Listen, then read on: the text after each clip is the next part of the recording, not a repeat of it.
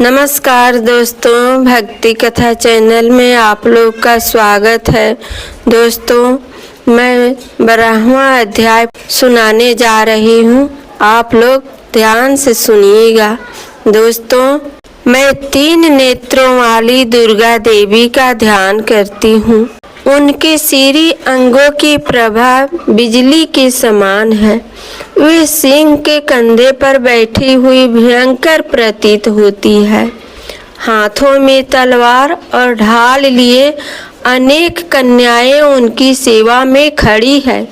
वे अपने हाथों में चक्र, गदा, तलवार, ढाल, बाण, धनुष, पाश और तर्जनी मुद्रा धारण किए हुए हैं। उनका स्वरूप अग्निमय है तथा वे माथे पर चंद्रमा का मुकुट धारण करती है। देवी बोली, देवताओं, जो एकाग्रचित होकर प्रतिदिन इन स्तुतियों से मेरा स्तवन करेगा, उनकी सारी बाधा मैं निश्चय ही दूर कर दूंगी। जो मधु कैटभ का नाश, महिषासुर का वध तथा शुंभ निशुंभ के सहारे प्रसंग का पाठ करेंगे तथा अष्टमी, चतुर्दशी और नवमी को भी जो एकाग्रचित हो भक्ति पूर्वक मेरे उत्तम महात्म्य का श्रवण करेंगे, उन्हें कोई पाप नहीं छू सकेगा। उन पर पाप जनित आपत्तियां भी नहीं आएगी। उनके घर में कभी दरिद्रता नहीं होगी तथा उनको कभी प्रेमी जनकों के बिछोह का कष्ट भी नहीं भोगना पड़ेगा। इतना ही नहीं, उन्हें शत्रुओं से, लुटेरों से, राजा से, शास्त्र से, अग्नि से तथा जल की राशि से भी कभी भय नहीं होगा। इसलिए सबको एकाग्रचित होकर भक्ति पूर्वक मेरे इस महात्म्य को सदा पढ़ना और सुनना चाहिए। यह परम कल्याण कारक है। मेरा महात्म्य महामारी जनित समस्त उपद्रवों तथा आध्यात्मिक आदि तीनों प्रकार के उत्पातों को शांत करने वाला है।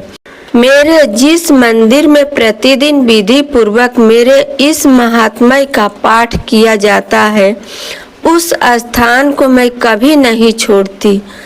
वहाँ सदा ही मेरा सन्निधान बना रहता है। बलिदान, पूजा, होम तथा महोत्सव के अवसरों पर मेरे इस चरित्र का पूरा पाठ और श्रवण करना चाहिए। ऐसा करने पर मनुष्य विधि को जानकर या बिना जाने भी मेरे लिए जो बलि, पूजा या होम आदि करेगा, उसे मैं बड़ी प्रसन्नता के साथ ग्रहण करूंगी। शरत काल में जो वार्षिक महापूजा की जाती है, उस अवसर पर जो मेरे इस महात्म्य को भक्ति पूर्वक सुनेगा, वह मनुष्य मेरे प्रसाद से सब बंधाओं से मुक्त तथा धन, धान्य एवं पुत्र से संपन्न होगा। इसमें तनिक भी संदेह नहीं है। मेरे इस महात्म्य, मेरे प्रादुर्भाव की सुंदर कथाएं तथा युद्ध में किए हुए मेरे पराक्रम सुनने से मनुष्य निर्भय हो जाता है। मेरे महात्म्य का श्रवण करने वाले पुरुष को शत्रु नष्ट हो जाते हैं, उन्हें कल्याण की प्राप्ति होती तथा उनका कुल आनंदित रहता है। सर्वत्र शांति क्रम में बुरे स्वप्न दिखाई देने पर तथा ग्रह जनित भयंकर पीड़ा उपस्थित होने पर मेरा महात्म्य श्रवण करना चाहिए। इससे सब विघ्न तथा भयंकर ग्रह पीड़ाएं शांत हो जाती है और मनुष्य द्वारा देखा हुआ दुख स्वप्न शुभ स्वप्न में परिवर्तित हो जाता है। बाल ग्रहों से आक्रांत हुए बालकों के लिए यह महात्म्य शांति कारक है तथा मनुष्य के संगठन में फूट होने पर यह अच्छी प्रकार मित्रता कराने वाला होता है। यह महात्मा समस्त दुराचारियों के बल का नाश करने वाला होता है। इसके पाठ मात्र से राक्षसों, भूतों और पिशाचों का नाश हो जाता है। मेरा यह सब महात्मा मेरे सामीप्य की प्राप्ति कराने वाला है। पशु, पुष्प, अर्घ्य, धूप, दीप, गंध आदि उत्तम सामग्रियों द्वारा पूजन करने से, ब्राह्मणों को भोजन कराने से, होम करने से, प्रतिदिन अभिषेक करने से, नाना प्रकार के अन्य भोगों का अर्पण करने से तथा दान देने से आदि से 1 वर्ष तक जो मेरी आराधना की जाती है और उससे मुझे जितनी प्रसन्नता होती है उतनी प्रसन्नता मेरे इस उत्तम चरित्र का एक बार स्मरण करने मात्र से हो जाती है। यह महात्मा स्मरण करने पर पापों को हर लेता और आरोग्य प्रदान करता है।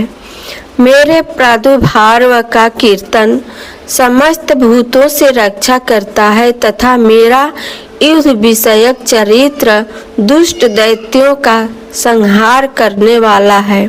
इसके स्मरण करने पर मनुष्य को शत्रु का भय नहीं रहता। देवताओं, तुमने और ब्रह्मर्षियों ने जो मेरी स्तुतियाँ की है तथा ब्रह्मा जी ने जो स्तुतियाँ की है वे सभी कल्याणमयी बुद्धि प्रदान करती है।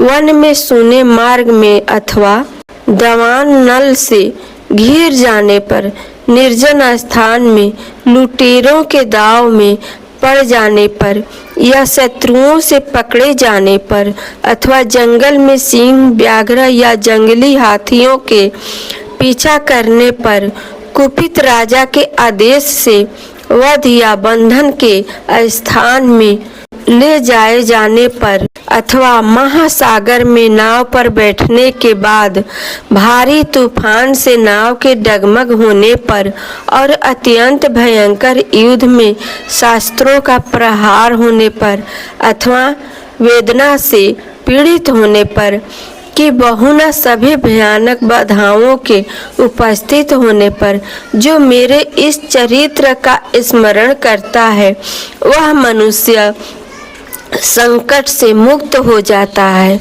मेरे प्रभाव से सिंह आदि हिंसक जंतु नष्ट हो जाते हैं तथा लुटेरे और शत्रु भी मेरे चरित्र का स्मरण करने वाले पुरुष से दूर भागते हैं। ऋषि कहते हैं, यूं कहकर प्रचंड पराक्रम वाली भगवती चंडिका सब देवताओं को देखते देखते वहीं अंतर ध्यान हो गई। फिर समस्त देवता भी शत्रुओं के मारे जाने से निर्भय हो पहले की भांति यज्ञ भाग का उपभोग करते हुए अपने अपने अधिकार का पालन करने लगे। संसार का विध्वंस करने वाले महाभयंकर अतुल प्रकर्मी देव शत्रु शुभ तथा महाबली निशुंभ के युद्ध में देवी द्वारा मारे जाने पर शेष दैत्य पाताल लोक में चले आए। राजन, इस प्रकार भगवती अंबिका देवी नित्य होती हुई भी पुनः पुनः प्रकट होकर जगत की रक्षा करती है।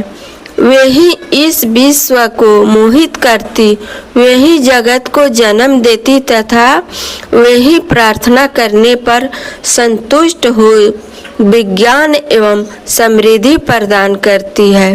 राजन, महाप्रलय के समय महामारी का स्वरूप धारण करने वाली वे महाकाली ही इस समस्त ब्रह्मांड में व्याप्त है। वही समय समय पर महामारी होती और वही स्वयं अजन्मा होती हुई भी सृष्टि के रूप में प्रकट होती है। वे सनातनी देवी ही समयानुसार संपूर्ण भूतों की रक्षा करती है। मनुष्य के अभय उदय के समय वे ही धर्म के लक्ष्मी रूप में स्थित हो उन्नति प्रदान करती है और वे ही अभाव के समय दरिद्रता बनकर विनाश का कारण होती है। पुष्प, धूप और गंध आदि से पूजन करके उनकी स्तुति करने पर वे धन, पुत्र, धार्मिक बुद्धि तथा उत्तम गति प्रदान करती है। इस प्रकार श्री मार्कंडेय पुराण में सार्वणिक मनवंतर की कथा के अंतर्गत देवी महात्म्य में फल स्तुति नामक 12वां अध्याय पूरा हुआ। जय माता दी। नमस्कार दोस्तों।